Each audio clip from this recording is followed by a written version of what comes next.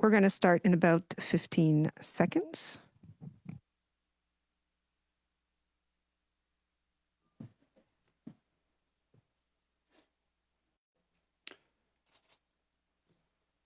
Okay, thank you for joining us today.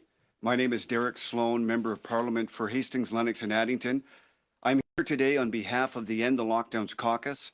The End the Lockdowns Caucus is a interparliamentarian, interjurisdictional caucus with over 60 elected members from the federal, provincial, and municipal levels of government. We have party leaders as well who have joined together from over 7 provinces to say that the use of the lockdowns as experienced in this country have been disproportionate to protecting us from COVID in relation to the harms that they have caused. And today I have with me 3 other prominent members of this caucus who will present our view on lockdowns from different levels. I will be addressing the federal level. Member Randy Hillier from the provincial legislature in Ontario will be addressing the Ontario response. Maxime will be addressing what is going on in Quebec, and Pastor Michael Thiessen will be addressing the impact on churches. We will be taking questions after this presentation, and our sole concern, of course, is to protect Canadians from all harms, including COVID, but in such a way that our net outcome is better as opposed to worse. And I believe with the implementation of the lockdowns as we have seen them, we are in fact worse off than if we had done more targeted measures to protect the most vulnerable. To speak about the federal government, I would like to be fair to them and say that COVID-19 caught all of us off guard. No one here should expect perfection from the government, but we should expect the government to learn and respond quickly. And what we have seen from our government is a series of failures, and I will outline them today. The first was a failure to respond to COVID-19 at the beginning. While countries like Taiwan implemented travel measures against COVID-19 on January 1st of 2020, our public health authorities were calling them racist and ineffective for months after this time. Taiwan is only roughly 100 miles off the coast of China, and yet they have had 11 total COVID deaths to date. That is 11 total, not 11 per million, but 11. This early failure to restrict travel, I believe, enabled the virus to gather critical steam here in Canada. The second failure was a failure to protect the elderly. We knew very early on that the virus was impacting disproportionately our elderly, and yet very little was done to keep them safe. It is true that the regulation of nursing homes and healthcare is a provincial matter, and there were failures at that level. But the federal government was not sounding the alarm on this when early data showed that seniors were disproportionately affected. The third failure was a failure to engage in experimental and prophylactic usage of promising drug and vitamin treatments. I will use ivermectin and vitamin D as examples, but there are others. The studies on the correlation between high vitamin D levels and positive outcomes with COVID have been impervious.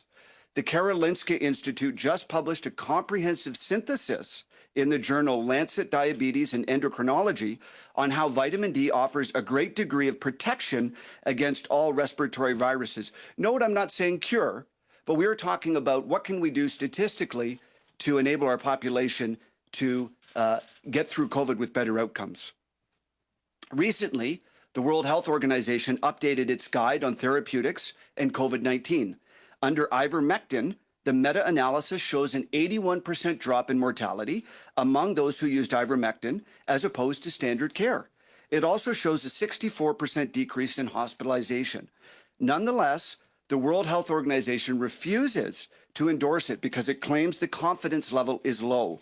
It is shocking to me that these global elites would continue to treat this long-used drug as experimental while treating novel vaccines that were only studied by the companies creating them as ironclad. And we are seeing issues with some of these vaccines right now. We should be proactively trying new treatments as every day counts in this fight. I have seen nothing to indicate proactivity on studying or using these promising treatments. If we are going to force even our 2-year-olds to wear masks, then the least we can do is recommend prophylactic vitamin D usage. The fourth failure was a failure of the federal government to give any useful information on COVID-19. Yes, they told us we were all in this together and other series of platitudes. And yes, they gave us case numbers and death counts. However, they did nothing to quell the fear that's so rampant in our society. This virus is far more dangerous for some people than others. We know through Statistics Canada that 95% approximately of fatalities in Canada due to COVID have been the elderly. Children 19 and under have, rounded to the nearest 0.1%, and I got this data this morning, 0.0% chance of dying from COVID. That data is accurate as of April 9th from Government of Canada sources. There have been 7 total deaths of those aged 0 to 19. We have lost far more kids to suicide than this. Every death is a tragedy. But remember, if we're creating more deaths than those we're preventing, that is a greater tragedy. In 2019, 20 kids, 3 times as many, died from the flu and pneumonia. Why are we keeping kids home from school? These facts in and of itself should keep our kids from being scared to death of this virus. The fear and anxiety from this pandemic have increased anxiety and fear significantly. McMaster reports that children in hospital for treatment after a suicide attempt have tripled over a 4-month period. This was the CBC I read the other day. The odds of the young and healthy dying from COVID-19 are exceptionally low. We should not be scaring them to death. The government could very easily, the federal government could very easily have calmed the nation with a serious and dispassionate look at the data. The final failure was turning on an endless monetary spigot that enticed all the provinces to engage in endless blanket lockdowns that quarantined the healthy and the sick alike. There is no need for blanket lockdowns. Targeted measures to help the most vulnerable would have saved tens of thousands of our seniors. The prophylactic use of vitamin D and ivermectin, amongst other drugs, would very likely have saved many lives. Instead, the government paid for and encouraged these lockdowns with no end in sight. This has been a catastrophic failure, and we need to open Canada up slowly but safely, with respect for the vulnerable, and working feverishly to examine these promising treatments. The government could do it now, but they are lulled into a false sense of security that is bankrupting our country day by day. Even American liberal media is calling out this government's failures, and we're not seeing the same level of criticism here. Lockdowns have costs. We're seeing it in a rapid rise of eating disorders, mental health conditions, addictions, bankruptcies, and more. The federal government has failed to act quickly and wisely with respect to this virus, and continues to make these mistakes over a year into the pandemic. All I'm asking is for the sanity to begin and to start now. Thank you so much.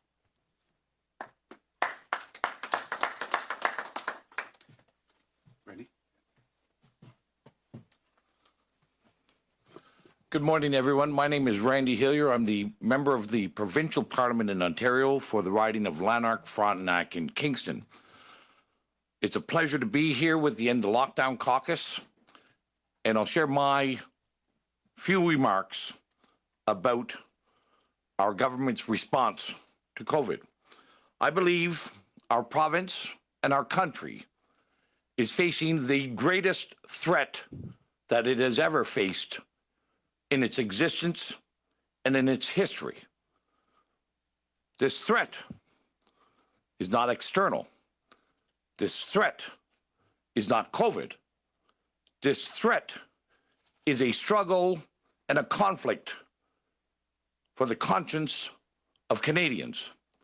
We have seen all our governments enact measures that are un-Canadian, measures that are unconstitutional, measures that are political, under the pretext of a health crisis. And I say that with all sincerity. We are engaged in tremendous censorship in our society through the mainstream media, through social media, and self-censorship of ourselves in our desire for conformity. We have attacked, and no one will uphold, our freedom of conscience, our freedom of worship, our freedom of mobility, our freedom of speech, our freedom to assemble and to gather peacefully. All of those are under attack in Ontario and many other provinces. Our provinces will not uphold the rule of law. Our federal government will not uphold the rule of law. And we are becoming a lawless society without freedom. That's what has happened since March of 2020.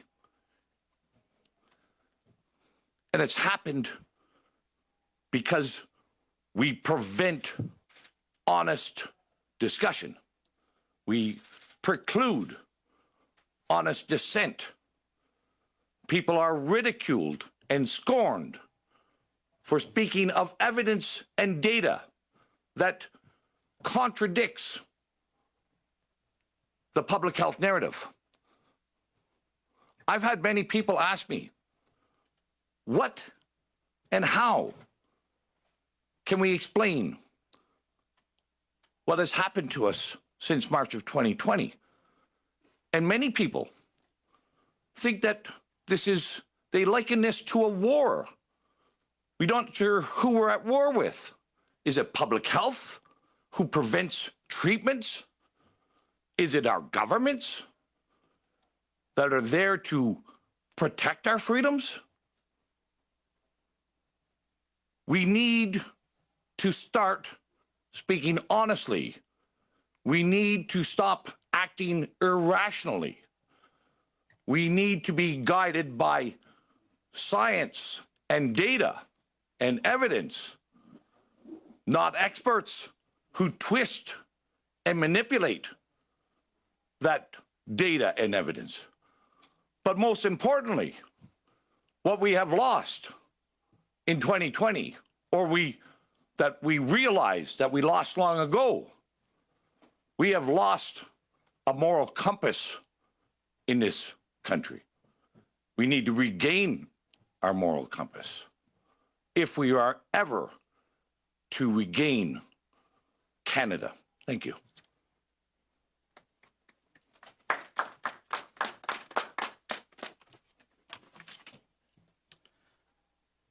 Good morning. My name is Michael Thiessen.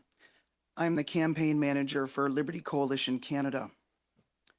One of the things that we need to realize in the middle of this crisis is that science is not a moral authority. Most people today are saying to me, follow the science, trust the science to get us through this. The science says this for today.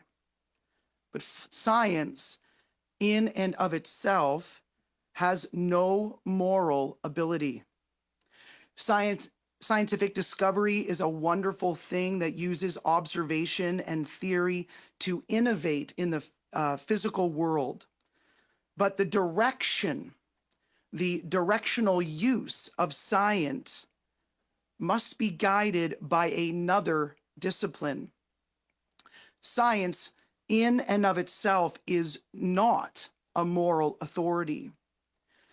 Scientific innovation can be a helping hand, or it can be a striking fist. For the past 13 months, Canada has egregiously ignored the rule of law.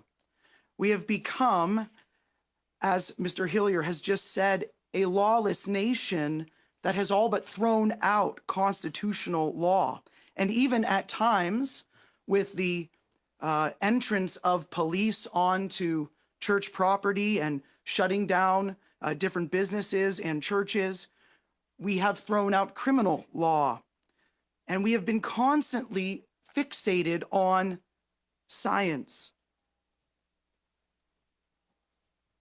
I love science. I have 2 children who have had significant health challenges, and I greatly appreciate our health professionals. But historically in this country, we received our constitutional and criminal code from the long history of the Western world. The 10 Commandments the moral law of God have provided the foundational principles for life, liberty, and justice. The moral law was designed to prevent and restrain evildoers, and at the same time to provoke each person to acknowledge sin, blindness of our own behaviors, and the validity of judgment upon ourselves. God has given us consciences in order to reveal our behaviors. These eternal principles have been applied in and codified for specific situations in Hebraic, Roman, British, and Canadian law. But now we have traded the 10 commandments of eternal principles for 10,000 Covidian commandments. Even though the Royal Coat of Arms of Canada invokes the dominion of the Lord Jesus Christ over the land when it quotes Psalm 72:8 in Latin, he shall have dominion also from sea to sea and from the river unto the ends of the earth. And the supremacy of God over the dominion of Canada is clearly acknowledged in the preamble of the Canadian Charter of Rights and Freedoms, whereas Canada is founded upon principles and recognizes the supremacy of God and the rule of law. Even though these things are acknowledged, our nation continues to trade wisdom as positivized historically in our law for a panicked secular response. Never before in our lifetime do we feel so trapped, like permanently living on the schoolyard where the bigger and smarter kids are teamed up and telling the rest of the kids to stay on the fringe and dig dirt in the corners. The Liberty Coalition of Canada is a national network of clergymen, elected officials such as these marvelous men, small business owners, professionals, legal experts, and other concerned citizens aligned together to produce a change in the current situation for the good of all Canadians. We are currently involved with 5 initiatives, all of which are designed to restore the rule of law and the joy of liberty in this nation. I'm humbled and honored that one of these initiatives is the End the Lockdowns Caucus, and I am proud of these brave politicians and others who are not with us, who are standing up against these illegal lockdowns. Thank you.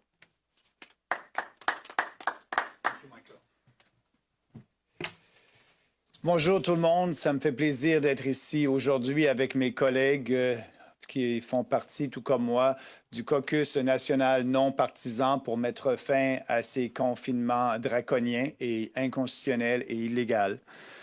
Dans une démocratie, comme vous le savez, l'une des principales obligations des politiciens est de protéger nos libertés individuelles et de protéger nos droits. Eh bien, au cours des 13 derniers mois, des restrictions imposées par le premier ministre et les premiers ministres provinciaux ont violé nos droits et nos libertés. Nous vivons avec des confinements et des restrictions qui dictent tous les aspects de notre vie depuis plus d'1 an. C'était censé être une mesure qui allait seulement durer 2 semaines pour aplatir la courbe. Mais jamais dans l'histoire de l'humanité, un pays n'a confiné toute sa population pour lutter contre un virus. Cette expérience est une ratée, et ça, je ne suis pas le seul à le dire. Nous devons réouvrir notre économie, sachant que le taux de survie pour les Canadiens de moins de 70 ans est de 99,95% parmi les personnes infectées par le virus. Et les Canadiens de moins de 30 ans sont plus susceptibles de mourir de la grippe saisonnière que de la COVID. Les gouvernements et les médias, oui, les médias, alimentent la peur et l'hystérie du public à propos de la COVID, en faisant taire les opinions contraires et expertises contradictoires. J'espère que je me trompe aujourd'hui et que les opinions de mes collègues vont être entendues par nos citoyens canadiens. L'hystérie COVID doit prendre fin.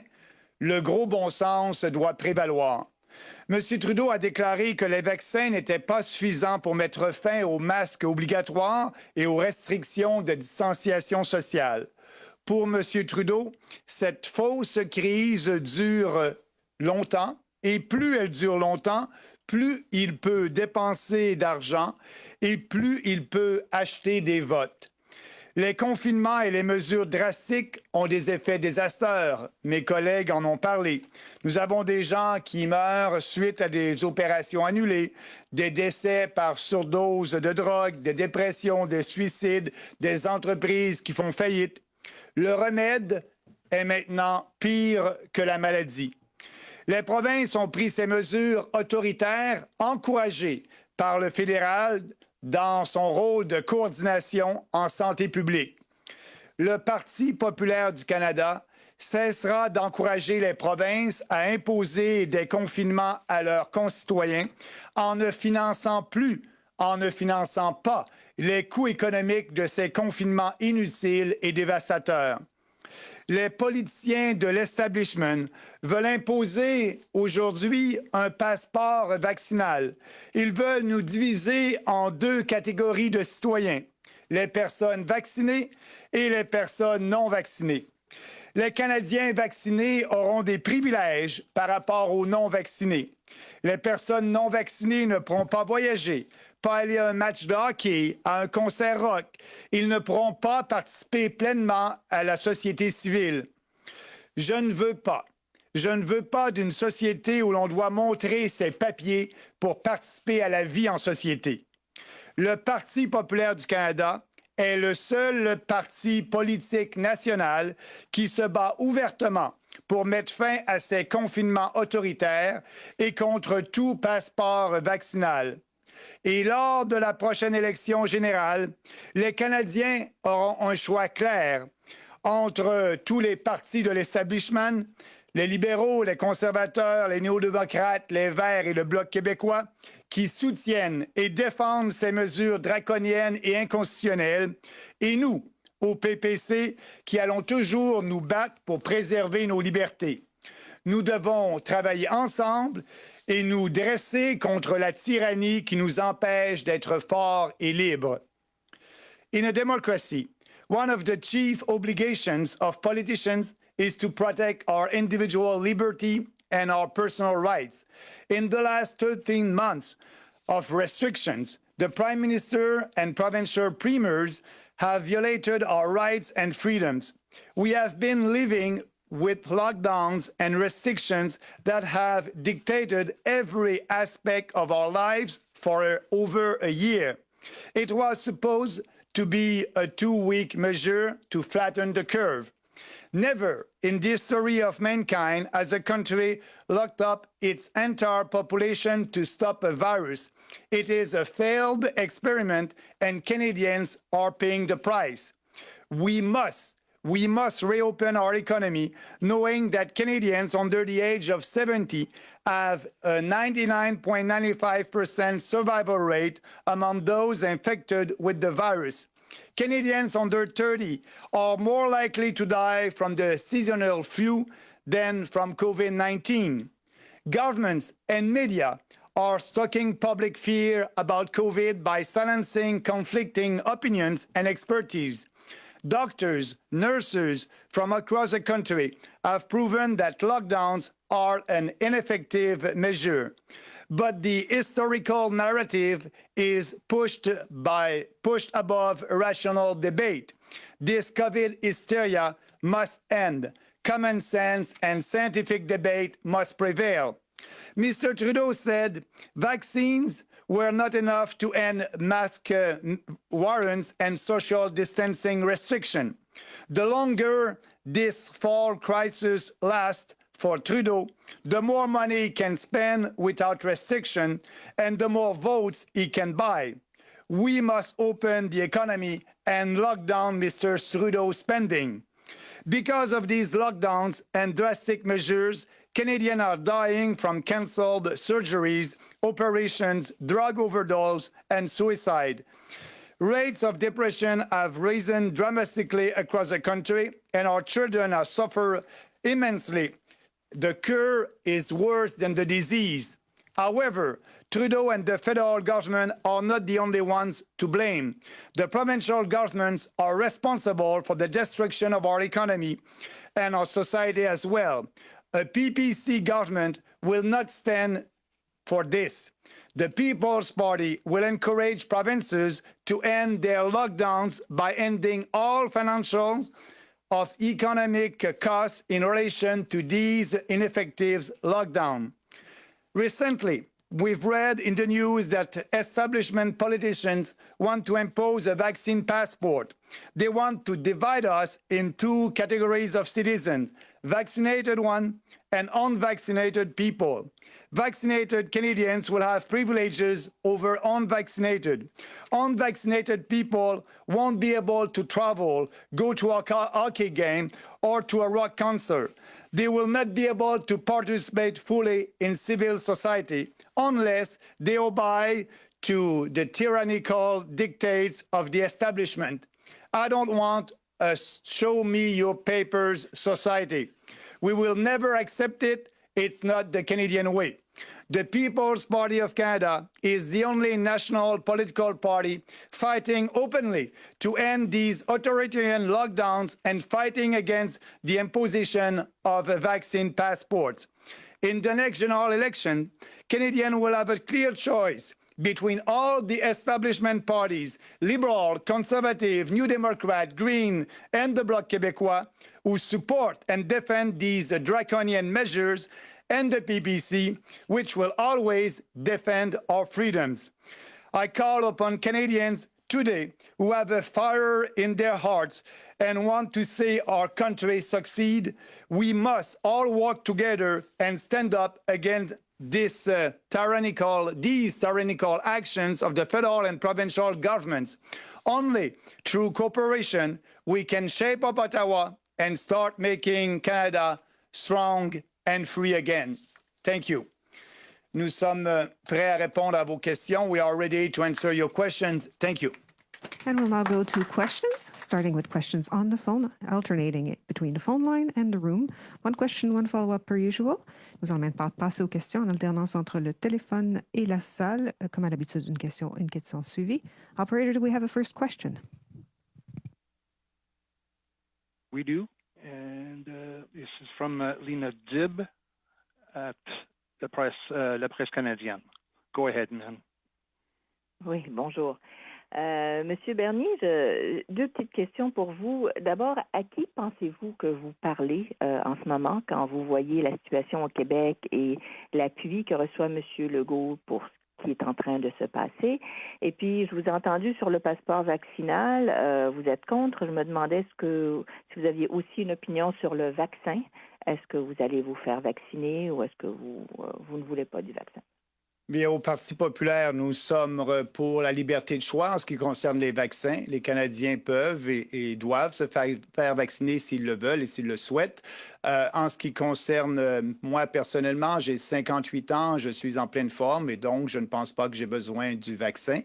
Mais comme j'ai dit lors de la présentation, je suis contre l'imposition de passeports vaccinal aux Canadiens pour voyager ou faire des activités. Ça va créer ça va éliminer l'harmonie dans notre société. Ça va créer une société où il va y avoir deux genres de citoyens, ceux qui ont un vaccin et ceux qui n'en ont pas. Ça va créer de la discrimination. En ce qui concerne la première partie de votre question, c'était à qui je parle. Je pense que je parle à l'ensemble des Québécois et des Canadiens. M. Legault et M. Arruda ont on fait il y a quelques jours, une conférence de presse et imposé des masques pour les activités à l'extérieur. Et je pense que c'est une mesure qui n'a pas lieu d'être imposée. Les gens devraient être libres de porter des masques à l'extérieur s'ils le veulent ou pas. Et oui, je crois qu'il y a une minorité actuellement qui est d'accord avec les propos du Caucus pour la fin des confinements, mais cette minorité-là grandit sans cesse et on est une minorité parce qu'on a été coupé de l'action, coupé être capable de s'adresser aux gens par les médias ou les médias sociaux. Et c'est ce que je dis. Il y a eu une censure qui s'est effectuée et les gens n'ont pas eu l'occasion d'entendre un autre point de vue que le point de vue gouvernemental et le point de vue officiel. Et c'est ce que je déplore. Donc, je fais actuellement une tournée à travers le Canada pour justement sensibiliser les Canadiens sur l'autre point de vue et demander aux Canadiens qu'ils se lèvent debout pour défendre leur liberté parce que ce qui se passe au pays actuellement, c'est inconstitutionnel et on doit se défendre pour préserver notre liberté ici au Canada en 2021. C'est triste à dire, mais c'est la réalité. Quand vous dites qu'il y a de la censure, je m'excuse, je m'entends un peu en écho. Quand vous dites qu'il y a de la censure dans les médias sociaux, j'aimerais que vous m'expliquiez comment est-ce quelqu'un vous aurait empêché de propager votre discours sur vos comptes de médias sociaux. Je ne vois pas trop. Et puis, quand vous me dites que vous êtes en bonne santé, vous n'avez pas besoin de vaccin, je me demandais qu'est-ce que vous pensez de l'idée que la vaccination, c'est un effort collectif, qu'on se vaccine pas juste pour soi, mais aussi pour éviter de propager une maladie qui pourrait rendre quelqu'un d'autre malade ou même tuer quelqu'un. Bien, en ce qui concerne les vaccins, comme vous savez, je ne suis pas contre les vaccins. J'ai eu plusieurs vaccins. J'ai été ministre des Affaires étrangères. J'ai eu à voyager. J'ai eu les vaccins. Mais pour ce qui est du vaccin de la COVID, comme je l'ai dit, je ne pense pas de le prendre. Et je pense que j'assume mes responsabilités. On va avoir une immunité collective qui s'en vient ici au pays grâce aux gens qui se font vacciner et aussi aux gens qui ont eu la COVID et qui ont développé des anticorps. Donc, ces deux phénomènes ensemble font en sorte qu'on va avoir une façon de pouvoir, le plus rapidement possible, arrêter ces mesures draconiennes et c'est ce que je souhaite. En ce qui concerne la censure, oui, vous avez raison de dire que je n'ai pas été censuré personnellement sur les médias sociaux, mais on regarde juste ce qui s'est passé pour le gouverneur de la Floride, par exemple. Il a fait une conférence de presse avec 3 experts médicaux et YouTube a censuré cette conférence de presse-là. On s'aperçoit qu'il y a de la censure sur les médias sociaux et c'est ce qu'il faut contrer. We'll now take a question from the room. Louis? Oui, bonjour, M. Bernier. J'aimerais vous entendre. Ce matin, M. O'Toole présente son plan vert, son plan pour le climat, qui comprend notamment un prix sur le carbone qui serait moins élevé que celui de M. Trudeau. Qu'est-ce que vous pensez de ce virage-là que prend M. O'Toole et de cette approche-là par rapport à la tarification du carbone? Mr. Sloan, feel free to jump in also about the climate plan of Mr. Trudeau this morning and the fact that it includes a price on carbon, lower than the one for Mr. Trudeau, but I'd like to hear you about. Yeah, shortly, just to, ouais, OK, juste pour vous dire que je ne suis pas surpris. Je ne suis pas surpris. M. O'Toole avertit les membres du Parti conservateur qu'il prenait un changement draconien en ce qui concerne la lutte au changement climatique. Là, on est à se battre des 2 partis nationaux, les vieux partis, qui va être le plus avoir une position pour lutter contre les changements climatiques qui est la plus efficace.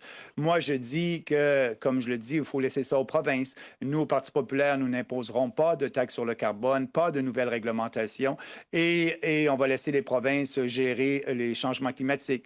Mais on s'aperçoit que M. O'Toole, vêtement, il porte un masque rouge, un masque libéral et il pense aller chercher plus d'appui dans les grands centres avec cette politique-là. Je dis aux conservateurs déçus de ces politiques-là que la porte est ouverte au Parti populaire. Thank you for that question. Frankly, even I was surprised, and I've seen a lot come from Mr. O'Toole and this government. If you remember in the leadership race, he was very definitive. He was accused, in fact, by Peter MacKay and others of clandestinely wanting to bring in a carbon tax. And I believe that's what's happened today. I mean, people can dispute me if they like, but I think that's exactly what's happened. I don't think I'm exaggerating to say that. With respect to what should be done, I mean, again, any global, any plan that Canada has to deal with any sort of environmental issue, particularly when it comes to emissions, needs to be global. And if we take our 1.7% of global emissions and make it 1.3 or 1.2 at great cost to our own economy, and China grows by 10%, it doesn't help anybody. In fact, it means probably we'll be buying more things from China. So I'm against that, but very interesting that happened today. So thank you for that question. J'aimerais vous entendre sur un aspect plus technique. Je vois que personne ne porte le masque en avant aujourd'hui. Habituellement, la coutume veut que les gens qui ne sont pas au podium portent un masque. Juste m'expliquer sans jugement, je veux juste savoir qu'est-ce qui explique ce choix-là que vous avez fait ce matin. Nous sommes dans une bulle actuellement, la bulle du Caucus pour mettre fin au confinement. Nous avons eu plusieurs réunions ensemble, ce n'est pas la première. Et on décide de nous que, je l'ai dit tantôt, ces mesures draconiennes-là sont un peu exagérées. Je respecte les gens qui veulent porter un masque et c'est bien parfait. Mais en ce qui concerne une conférence de presse, je ne vois pas les gens ici en conférence de presse à porter des masques lors d'une conférence de presse. Merci. Et nous allons poursuivre avec les questions au téléphone. We'll now continue with the questions on the phone. Operator, next question. If you have any questions, pour vous rappeler, n'hésitez pas à appuyer sur étoile 1 pour toute question. La prochaine question est de Andrew Lawton de True North. The next question from Andrew Lawton from True North. Go ahead. Good morning, gentlemen. One thing that I'm seeing just from ordinary Canadians is that there's a lot of opposition to lockdowns coming from people who are not partisan conservatives or not even particularly political. And we're seeing this across the spectrum. But I noticed that in the End the Lockdowns caucus, it's not just politicians who have been identified with conservatism or with right of center movements, but even a smaller subset of that. So I'm wondering why you're not seeing more support for your cause from politicians that disagree with you on other things, but may agree with you on ending lockdowns. Thank you for that question. You know, a lot of it has to do with party discipline in this country. The majority of people in our federal and provincial parliaments belong to a specific party, and we have we have strict discipline here. There's an understanding, either implicit or explicit, that you toe the party line. And none of the party leaders have decided to, be against the lockdowns or message on these things. And so I think a lot of people that have issues or maybe questions are afraid to color outside of the lines. Overall, I think by leaders and others, it's a failure of courage, a failure of being willing to perhaps stand up and say, "Hey, we made some mistakes. We've learned. We want to move on." But it's a failure of courage. And I think that's what Canada needs right now, is more courage.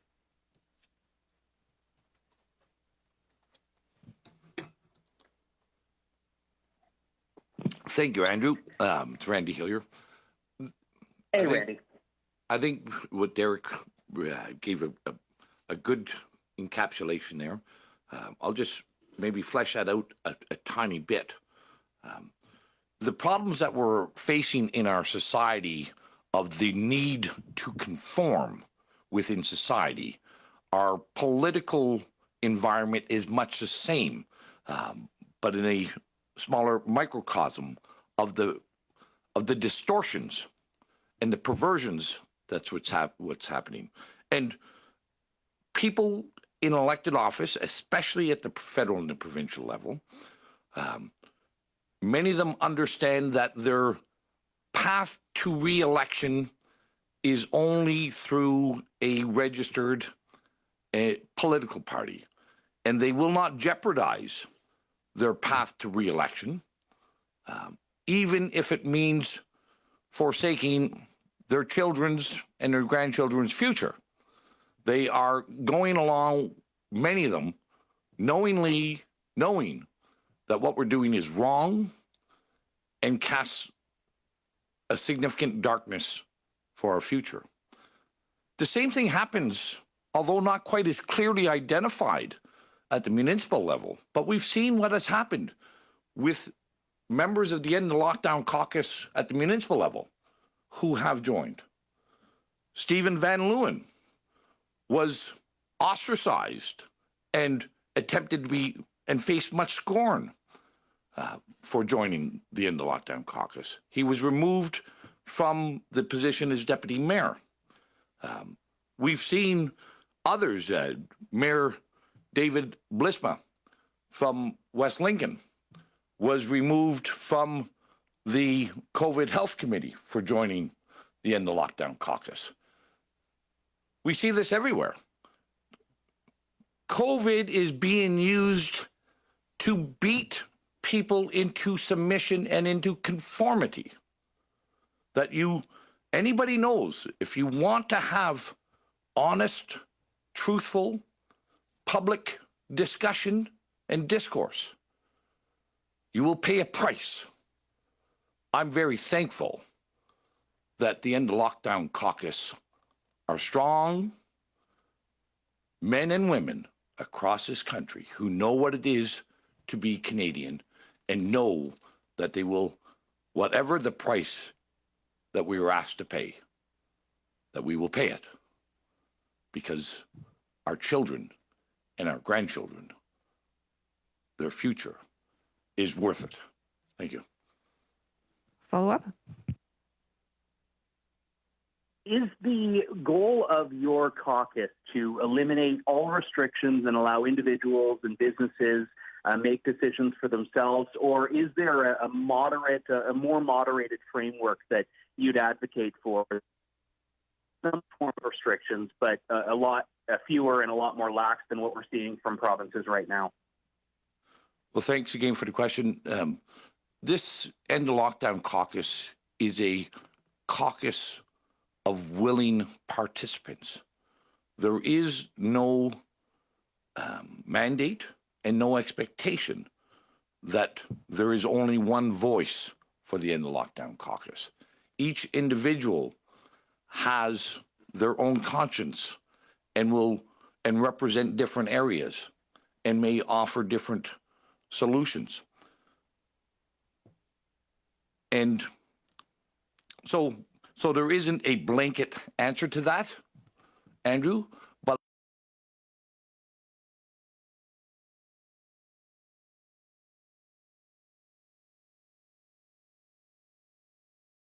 must be rescinded in Ontario.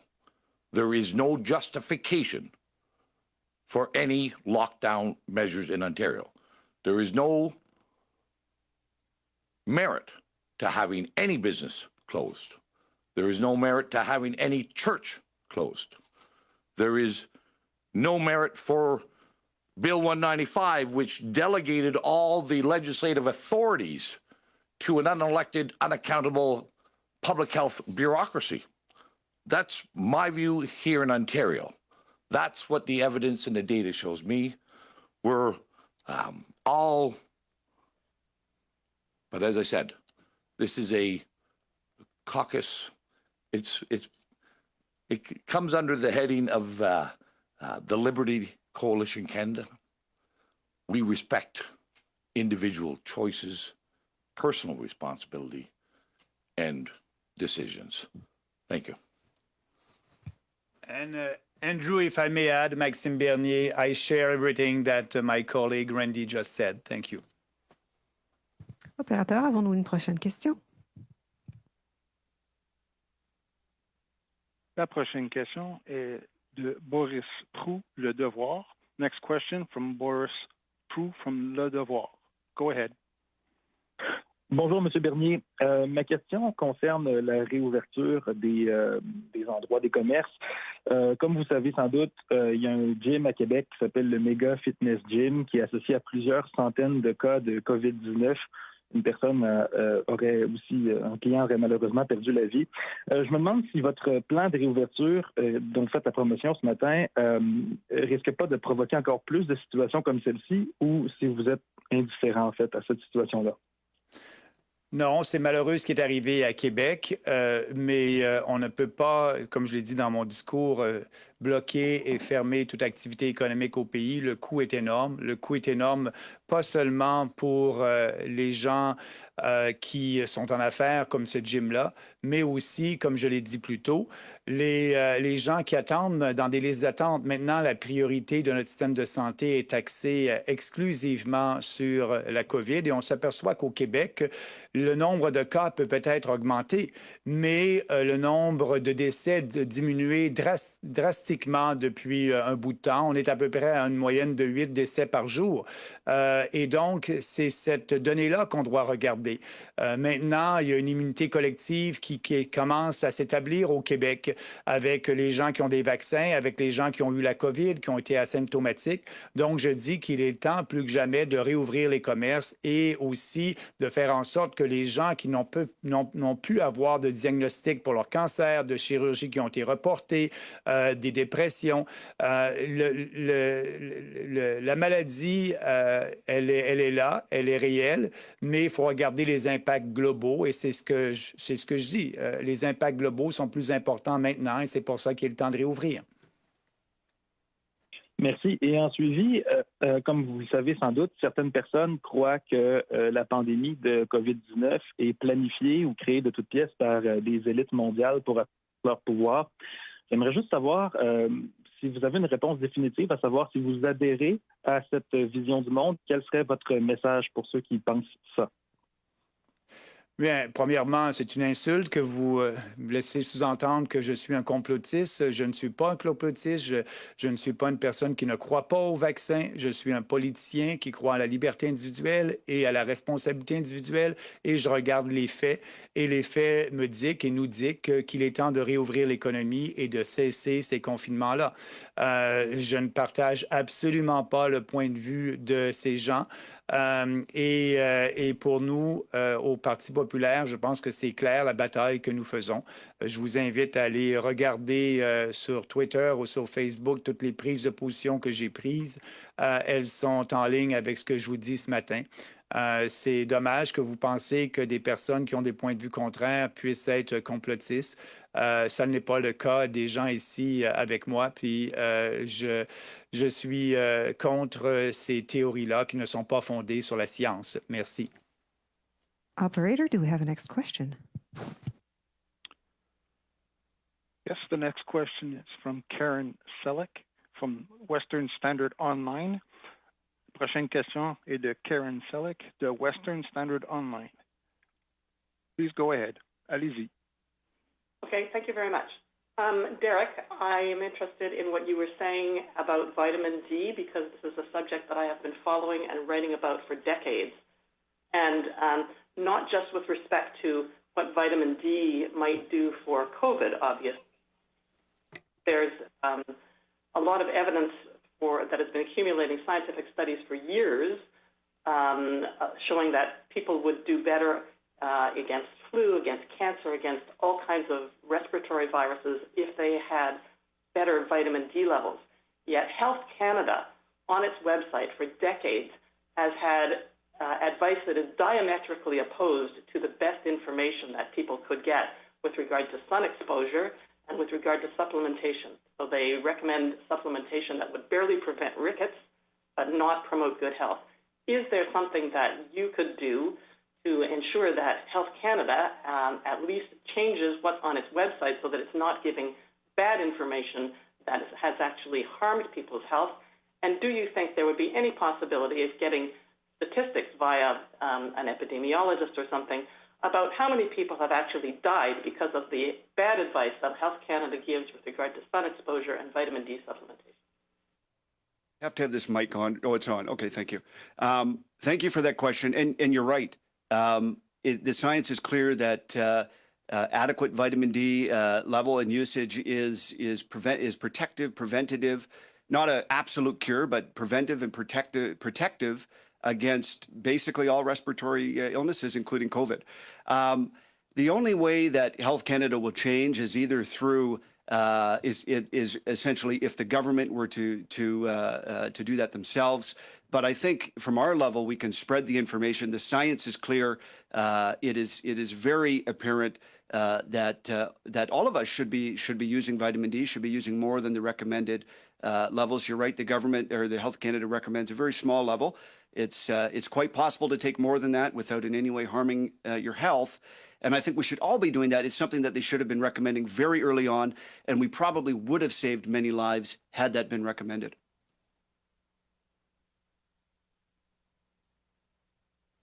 Follow-up? No, that's fine. Thank you. Opérateur, avons-nous une prochaine question? There are no questions registered at this time. Nous n'avons pas de questions pour le moment. J'aimerais retourner la parole à Mme Christine. I'd like to turn the meeting back over to Ms. Christine. And this concludes the press conference. Ici met fin la conférence de presse. Merci.